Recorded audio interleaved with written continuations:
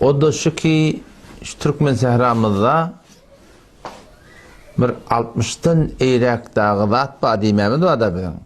O bar ödesinden 60'tan eyrek dağıdat ba Türkmen sehrada ki Hanefi mezhebin tersine il arasında caylaşıgly. Şoň nagadarlarında sogap diýip edilýär. Nagadarlarda az-cümle hurafat ki bir dinin umuratyny gapdandan getiripdirler. Otam Türkmen ili Türkmen sahrada fikret diýerler. Şol şeriaty ters zatlar Buharan ulamalarının üstünden, Hivan ulamalarının üstünden gelen diýerler. Halinki şol set ýalňyş zat. Olaň üstünden gelen zat ýok. Türkmen sahran şol awwalky hüjrelerini fikretseň, ol Kerimi şanlar. Yani Maravud Efendi ýolunda birden hüjre vardır. Teyit Kılıçı şan bir merhum bir Hudaýym bilen geçipdir. Kadim Bukhara'da, Hivada şu vakit okuyup gelen adam, o şu Bukhara, Hivan sepkine de ştada gelip hüjre satdyrlar. Türkmen sahran diýsen, mojak men öýe tahqiqime ora şu awwalky hüjreler şolar. Hiç takriban 1328 yıl kameri ýyllanıpdyr da. Onun şu wagtda näçe 1440 1442 da. Hiç takriban 120 ýyldan awal salynan hüjre, awwalky hüjre iki Türkmen sahrada salınıpdyr o şoňa meňdeş. Ondan awal nämiş Türkmen sahramyz? Şu wagt biziň Türkmen sahramyzda ulakhan taýsirliň adyny tutulýar. Bayramullahun taýsir diýilýär, Afsanahun taýsir diýilýär, Tajanahun taýsir diýilýär, Atazagahun taýsir diýilýär, Allahbahun taýsir diýilýär, Al-Qadrahun Dağystany taýsir diýilýär. Şu Türkmen sahramyň şu ulakhan taýsirleri onun aňyrda kim mamışdyk? Onun aňyrda adamyň adyny tapmardyň şu mantagada alim bolsun, ahun bolsun. Onun aňyrda näme mamışdyk? Onun aňyrda biziň şiýanky ilerki ýolumuz bar ahim. Benler bilen ýanky Akkala bilen ne? Kümmet. Ondan ileride umuman cengelmiştik diye. O yankı Beherki Nefes Sırınfi, Beherki Şeyh Muta, Badrak Nuri, Köçök, şu Talak Tayyip, şu kaptarlı var ya, şu umumi o ileri bakın kulen cengelmiştik diye. Ondan merdi yatan yer, Türkmen ile şu tariman 100 yıl, 150 yıl min avval, bizim şu Türkmen ilimiz, şu Türkmen sehrada yatan çölle, koyun bakan, sığır bakan, düye bakan, göç göttük böyle şeyler göçüp böyle mantığa açtı. Ne mescit var, ne hücre var, ne ahum var, ne mualla var. O tekne ahun takdir tane aradaklı bir gururunu ayıttı. O ahum muallanın ağırlığına içecek oluyor da. Avval geçen zamanlarda sizin ölüğünü diye neçe ne portayıp dururdu diyen gururunu ayıttı da. Yani cinadı okuymanı adam tapılmayamıştık. Men öyle dedem merhum Molla Kadiri tarih okuyacaktı bir yerden bir yerlik bana aradaydı ekider demiştik yani. O zaman şu Türkmen sahramız 150 yıldan avval şu bizim Türkmen sahra ilimizde mescidin, hücren, ahunun, mualladan umumi suratında bir doğru suratında at yok yani. Şu ulakhan taksirlerinin ahında kim taksir var diyende hiç kim yok anırda. Onun anırda ne yapmamış yatan çölmüştük. Türkmen ilde şu kadimiyet musulmançılık bilen, tadalık bilen şu form yaşak kesip yerler. O şu suratında şu tadı avval hücrelerde kurulup da gelenden sonra yuvaş Türkmen ili din, mescid, adan avvalla aşinamıştık ki yöne şu tuğratındaki şu abidin aramda yürüyüp durası yuvaş ara geliptir. O zaman bir yankı Orsla Rusya Afganistan'ı hemledenine ne kadar şu taada şol Afganistan'ın Türkmen ahulları şu cendarın diyen bilen teoriye çıkayt ya da bir çıkaydan yerden yere oluyor. Şu Türkmen sahramız oluyor. Men daýygan bilýän, hatta şu ýanky kümmediň önüne Awgana batda. Awgana hulna, Awgan işaly biziň aramyzda kendi. Odan şolaşa aňyrdan bolar bolmaz al-murdady bilen gelip Türkmen sahrada şu bedgatlary şola ýaýradypdyrlar. Şolu döredipdirler. Awwala Türkmen iliň aňy haýty ýalňyslyk bolsa da, şon awwalan dogurlamak uğruna düşmäni, şu da hatda şeýle ýuwaş-ýuwaş jaýlaşyp din turatynda bolup gelipdir şu Türkmen iliň arasynda. Bukhara ulamalaryndan gelen zady ýok. Biz horam biziň şu Türkmen ilimiň arasynda şol awwalan din töýer millet bolarlyk derekli, Şolong tön mescit näme, hücre näme, al-muqimaklyk näme, ne yaparım nerje tanış bolup şundan Hiva gidipdirler, Bukhara gidipdirler biziň şu Türkmen iliminden belli adamlar. Otam toğram şöyle öwürüp gelenne şu bir zatla bilen duş bolupdirlar. Jaňda bular näme etmeli? Ayy 47 ýyly diýip birda pişirýärler. Ha, şoňa menes başga bir zat etýärler. Otam şoň hakynda şola näme diýil, ha näme diýil, her gaýty bir ýol oýnapdyr. Umumen suratynda aýdalla da bolupdyr içinde. Şolardan dogry däligini we baryp dadyp tüýkürüp ýutman çykaýdaly da bolupdyr. Oňa şu suratynda ýene olaň tutunan ýoly gynan takdy türkmenler hakynda ýol kertmäpdir. Oşa suratynda ýoş zatla amur tutdyr. Ýani biziň Bukharaň ulamalarynyň aňyrdan gelenne şu zatla awal bamışdyk türkmen ýylyň arasynda. Olaň döreden dady ýok. Yani şu bedgatly köşe Türkmen bedgat diýerler ahy. Şu zatla awal bamışdyk. Ol gelirlerine şunu ayırmaklyň hakynda şu Bukharaň ulamalary bir ýol oýnapdyr. Gynantakda şu ýol almany bu zatla bara jaýlaşyp öňküden ne dököberip gidipdir yani. Aýyrjak bolally bolupdyr ki ýoksam. Hereket edelle bolupdyr. Enelekem Yankı men burada otym ba. Adı näme etdiň? Hazarul Kadir Haşimi. Gojamazda ajan iktar ýawşyrak biraba. Kelalan aňryanna. Şo maňa bir gurrun aýtdy, men bir gurrun aýdymda 40 ýyl diýdi, şonu soram maňa ýeden urda hafız sen şonu 40 ýyl diýip berme 50 ýyl men nawally baýda diýdi.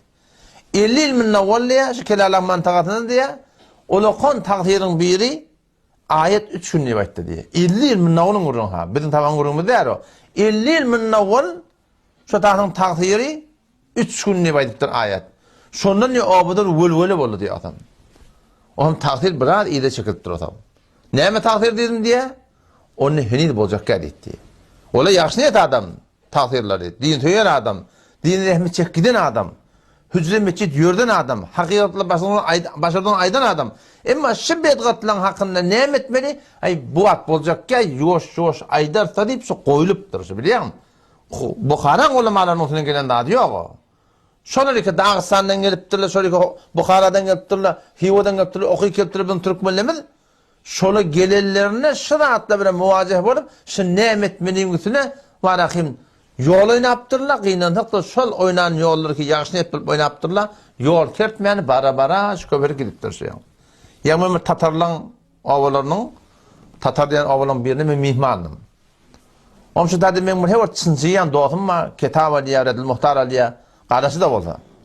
Oşa suratynda Hindiýa, şoň içinde men berýän gurunlemden taammetin dogry däligini, aýyň 40 ýylyň dogry däligini, hatda üçüne de pişirmekden dogry däligini şeýle çykaryp hat çekip diýe taýyryň ýanyna etdim diýe.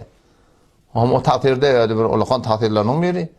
Oňam taýyr şeýle işim nalan bar mescide bardym ben diýe. Mescide geldi diýe, o kitaby açdym diýe, ony taýyr şunu maňa açyklap ber diýdim diýe.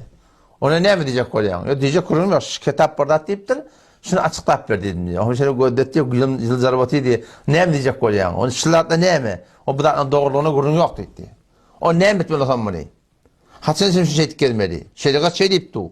Dogry diýipdi. Aý 40 ýyly tutmaklyk. Olky jaýynda 3 günüň özünde de ýer içer pişer ýyly ýydirmeklik haramyň hukmuna diýipdi.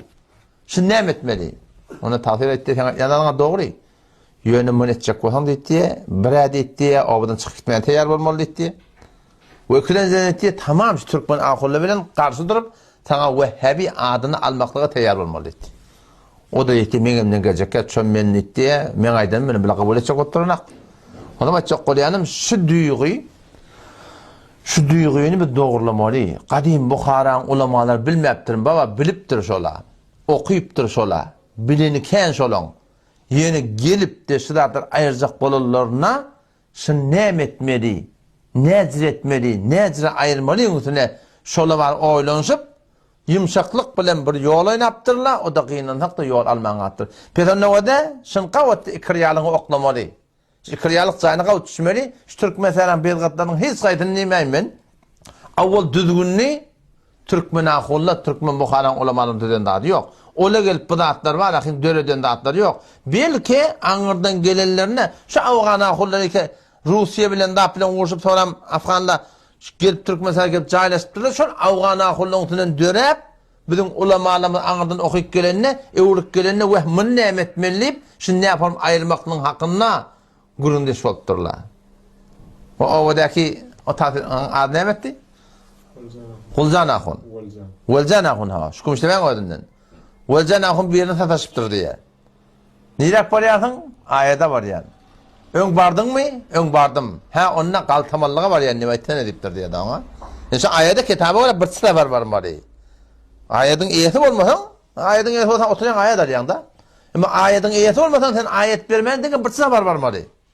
Kaltamallığa var yani nimetten ediptir diye. O da şöyle bileyenmiş çıkleşi zaten biliyor musun? Aydıptırlar. Hani kipi kirtiyen yani aydıptırlar ki. Ama köp yerde aydılmayan ağlarlar da var. Ne mi deyip? Onlardan ola kolla var. Ola ayettiler olakam vol oturacak ya masadan ay beterden beter etmeyli diyen gurun var biliyor musun? Yani erken sırada bana dostum bak. Yani Kadir Hacı Nemani. Şöyle yani omçalıyın adamdı. Molla Abdülmelik'in kaynatadı. Son diyadeti de Aşraf-ı Nemani merhum şol hivuda hikelen adam.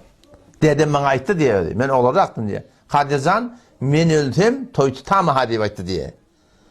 Dede toy ne mi diye? Onun için ayı 47 yılı toy tutmalıdır oğul. Bir 5 garibin elinde bas şu bana gelir. Bula bana gelmer diye ayıtlardı diye. Hatta bir gün öyde gurum oldu diye. Öyde bir gurum oldu diye. Hivuda hikelen adam şu. Otururlan bir yeri ya behvettin höt deyiptir ona. Aytken kimin ne mi deyiptir? Dinden çıktın sen deyiptir ona. Onun için meşka atarıp geldi yani kol ya behvettin burada diye bir ibaret koyuk ediptir. Ki ibaret ona sen repti de yok. Ve şu hatta baş ibaret. O isiye burada deyip tahsil olham sonra hivadan okuyup gelen adam şu. Kabul etmeyiptir şu Hudaydan gelin çağırmanı. Hivadan okuyup gelen adam şu. Toğram sıratla ara gelip şunu şu form döre ediptirler biliyor musun? Ya sen şu Mevlud Khani deyip şu mantıqada yok mu olmuyor. Bukhara'dan gelir mi? Hivadan gelir mi? Yok. Bukhara'dan hivadan gelen ulamalar doğuşan karşı durupturlar. Afcan ahum merhum. Şu doğru karşılık kitap yaptır El-Fevaidul Behiyye deyip. Butada yani adı ne mi? Nadan ahum Mahli Galincik merhum. O da şunun hakkında doğru kitap yaptır. Doğuşa Mevlud okuyken adama tenşi bolup versin din tatmad, yeni burada adet etme deyip doğruca kitabında halakmışlar kitabı var. Yal koyuptur şunu. Ondan şu daydan açık koyayım, gurumete orada koşturmayın. Türkmen sehranın bedgatları sonram da bir sizatla dörülüptür ki ol ayrı gurun. Ama şu anırsı, duygusu, gönüllülüğü, rişeti Türkmen sehranın bedgatlarını Bukharan ulamaları dörüden daha yok. Bukharan ulamaları belki şöyle yani Afgan kulluğundan dörüptür. Sonram şu Bukhar'dan okuyup gelirler var da anne. Bukhar'dan okuyup gelirler var. Tacan ahum merhum var, on oğlu var. Şola gelip de var akımış doğuş tamamıyla serahaten haram demeye kullanmayıştı mı? Ama tonuk şagirtle olurdan biterek kavuşap şu kuşa dedelerinin, kakalarının haram dikkilerin adın iyiyelle, emin de diyelle. Bukharan yollayalım tabi. Bukharan yollayalım Müslüman doğan. Allah temizce tevfik versin. Vesselamu aleyküm ve rahmetullah.